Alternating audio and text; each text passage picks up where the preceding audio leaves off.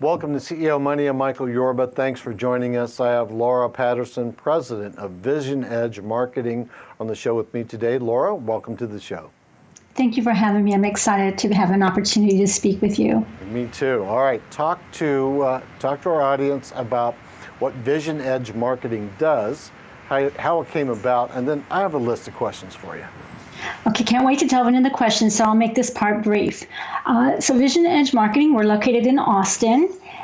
We began in 1999, and we started as, way back then, as a data-driven, metrics-based, process-oriented, strategic and product marketing company. So try to envision 1999, those were all new words in the vocabulary. Today, they're big-time buzzwords. We work globally with our customers, and our aspiration is to help our customers use data, analytics, process, and measurement to accelerate their growth, create customer value, and improve business performance. All right, let's walk into that one. Aligning marketing and business to drive growth with technology. Give us some examples of how you're implementing this process. Thanks for asking that. So we're really excited. We've been awarded a patent, actually, for our process, which is not that easy to come by, as you probably know, in marketing. And so we have a methodology that enables marketing to make sure that that the work of marketing and the investments that marketing is making on behalf of the company are directly synced up to business outcomes that the company is trying to achieve. So instead of it being some kind of like global overarching thing like let's make more money or let's get more customers or let's be more profitable or some of those broad-based terms, we have a methodology for helping our customers get very, very specific about what those outcomes are. And then instead of having marketing having very broad terms like generate more leads, right? Increase engagement, we have a methodology for making sure that that's much more customer-centric, much more quantifiable, and that each one of those marketing objectives is directly tied to an outcome. And then everything cascades down from that. It seems pretty intuitive, and people probably think they're doing it, but we look at hundreds, maybe over the last 19 years, thousands of marketing plans, and very, very few of them actually can make those direct links and chains. Part of the reason is most of the time those are crafted in PowerPoint or even Excel. And as a result, it's really hard to visually create those chains. And so we enable them to do that. I get it, which leads me to my next question. You've got to develop best practices, and I'm sure your practices are best in class with marketers. So walk us through some of the best practices that you've been able to evolve to that actually yield the results that everybody is really demanding of us. Great question. And I'd like to actually attribute the best practices to the best marketers that I've had the opportunity and privilege to work with. So in 2001, Michael, we began a study, a marketing performance management benchmark study, and it's been going on every year since 2001.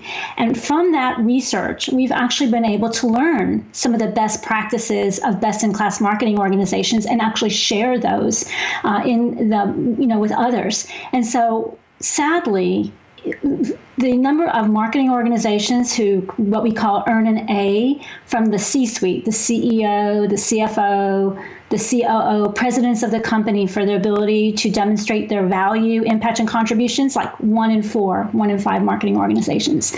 It's not a very large group, but we have learned that group, regardless of what kind of industry, whether they're B2B or B2C or whether what size their budget is, none of that really matters. We've learned that they do some things very consistently across those organizations. So I'll share a few of those with you. Obviously, I'm not going to go into every single one, but the first one is around alignment. And that alignment is because they have extraordinary business acumen. They think of themselves as business people first, marketers second, and they're very customer oriented. They see themselves as part of their key job is to be looking forward in terms of what the customer requirements are going to be, what the market requirements are going to be. So they're really good at the upstream part of marketing. If you probably are aware that most marketing organizations today tend to get mired down in the downstream, what we call lead gen, which is important. Obviously, that's a key part of what we need to be doing in marketing. But the best-in-class marketers do the upstream well and the downstream well. So they have really good business acumen. They're extraordinarily good at this alignment question. Second, they excel at selecting the right metrics, and they understand the difference between data, measures, metrics, and KPIs. And so they understand how to select the right metrics and create a chain of those metrics, as we were talking about earlier, from the top down instead of from the bottom up. And so that is a really important thing, and they actually can create the logic in their metrics. And connected to that is their ability to be and willingness to set performance targets. So they understand that in order to declare success, they have to have agreement about what success looks like. It's a lot easier, as you know, to declare success after the fact, right? But the challenge with that is that people can also arbitrarily declare failure, right? So if you set a performance target in the beginning that everyone agrees to and you achieve that, then you're achieving success. So that's two of the two. They make their dashboards much more actionable. We look at a lot of dashboards. I bet you do too. You've probably seen a lot in your career. Yes. And one of the things that's interesting is that many dashboards today, as you are created with the click of a button, you can click on your CRM or your marketing automation platform or go into Google and print out a very pretty report. And people think that's a dashboard, but for the most part, that's really not a dashboard. It's just beautifully visualized data, that's inside that system. And there's nothing wrong with that. But imagine that in your car, the only measure or item that you had on your dashboard was the fuel gauge. And you had nothing else. You had no speedometer. You didn't know anything about what's happening with the engine or the tires, nothing else, just the gas, the fuel gauge.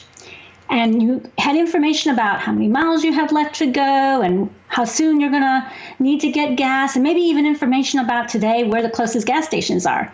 But it's all related to the gas. That's what most marketers have today, is information related to the gas. But there's other things you need on the dashboard to drive your car, at least successfully, to mitigate risk and make good decisions about your driving.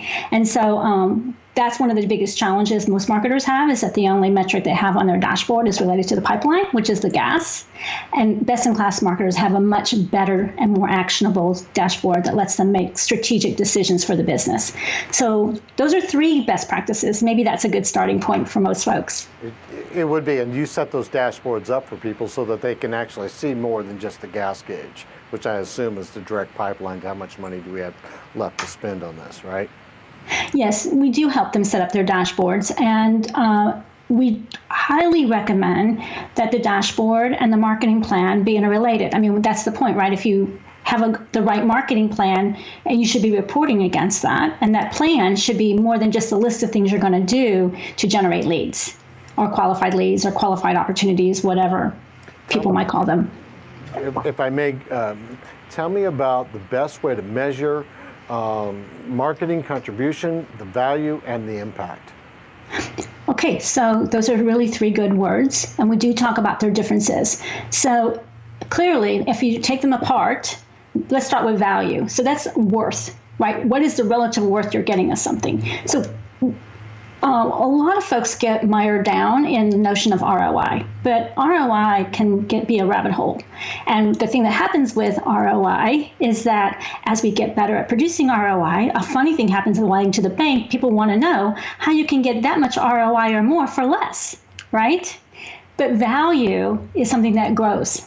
And so if you think differently about how do you get relative worth, so more worth for the money that you're investing as opposed to thinking just ROI. And then if you're thinking about impact, obviously that's how you're directly affecting something.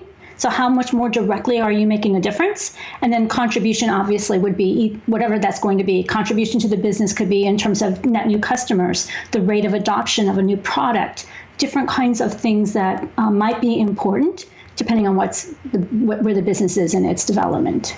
Well said. All right, let's get a takeaway message before we close out on today's interview. I know you'll be back and we can drill down on more of these tips for people to use, but please, at least one takeaway for today. Well, I guess if I were going to make one recommendation to folks, it would be, don't get scared. Take the first step, and everyone in marketing knows that they have got to be data-driven and customer-centric, but really, how do you use that to help the business make better decisions is the real question. Well put. Laura, thanks for being a guest on today's show. It is my pleasure. Thank you for having me, Michael. All the best. Mine too. All right, you've been watching CEO Money with Michael Yorba. Like us on Facebook, follow us on Twitter, and subscribe to our YouTube channel. We'll be back with more great content just for you.